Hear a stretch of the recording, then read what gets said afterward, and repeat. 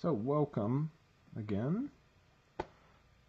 We are right now tying a Juan Worm. So I am using, just right off the bat, I'm using a size 10 number 950. It's a bonefish hook. I have no idea how I ended up with 100 of these, but I use them. They're incredibly durable.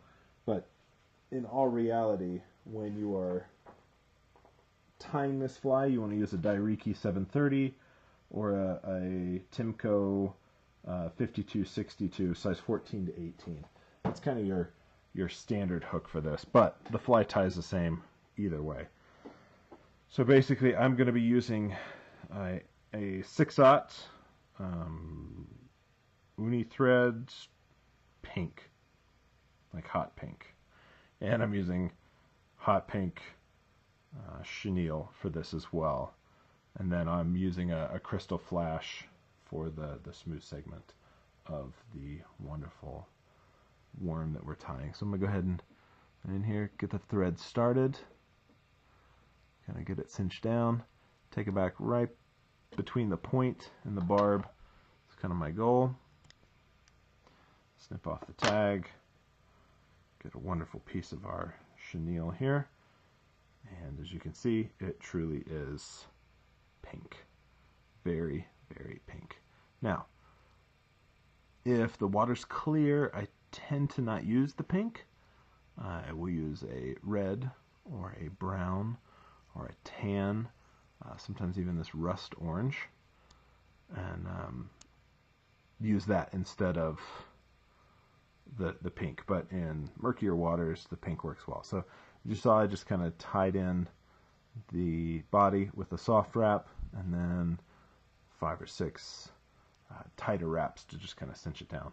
So then I run my thread up along the hook shank here, and then I am going to go ahead and tie in the front of the worm. So just kind of a little bit of a softer wrap, and then some tighter wraps here.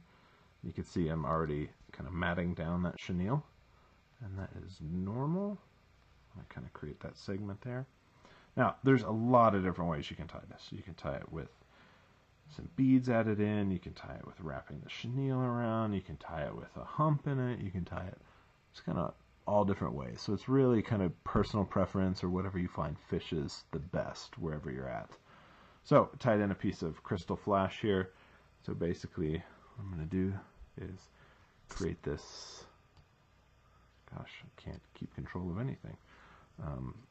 Tie this smooth segment, which I can never remember the name of. I always want to call it the cerebellum, but that's not what it is. At least I don't think. So just kind of create with this see-through crystal flash this shiny segment of the worm. And it really, I have fished with this and without this, and at least where I fish, having this as a part of the worm is pretty critical. Fish will hit this over one that doesn't have this, in my opinion, at least where I fish, 9 times out of 10. So now what we're doing here, maybe, there we go, is just tying in that flash like so. Just a couple good wraps. Type wraps, snip the flash off, and there we go. Now we just go ahead and pull back the head of the worm and do a couple wraps, get our whip finisher, the tool everybody loves to hate, hit the camera a couple times, and then under the head, right behind the eye of the hook, I want to whip finish the Juan Worm. We're going to snip off the excess thread, and please, please, please follow these next 2 steps in this order. It will save you a lot of burnt material and a lot of trouble. Lighter, we singe the ends, don't need much, just a little bit here. Okay, perfect. Kind of singe the ends to kind of give them a little bit of a taper. Now, the reason you do that first is because then you apply head cement. And if you have not tried to light head cement on fire, it is definitely flammable. So you want to make sure that you've burnt the ends before you apply the head cement.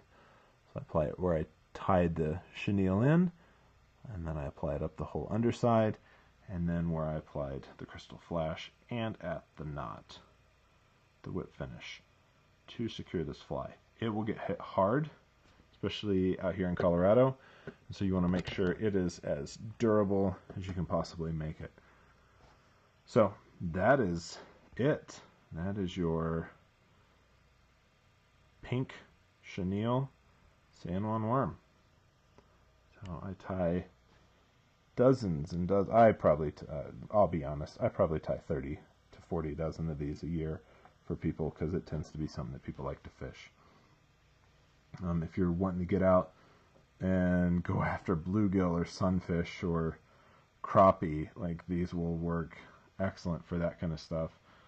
But they are dynamite when it comes to fishing in murky waters. The hot pink and then the chartreuse green, those are both really wonderful, wonderful colors to be able to utilize. Like I said, I typically fish them with clear waters in red and brown, size 14 to 16, even down to 18. You can fish a smaller one depending on the river that you're fishing in and all that. Just talk to a local fly shop. They'll kind of tell you what sizes tend to work best for that time of year. And that is how you tie the San Juan worm.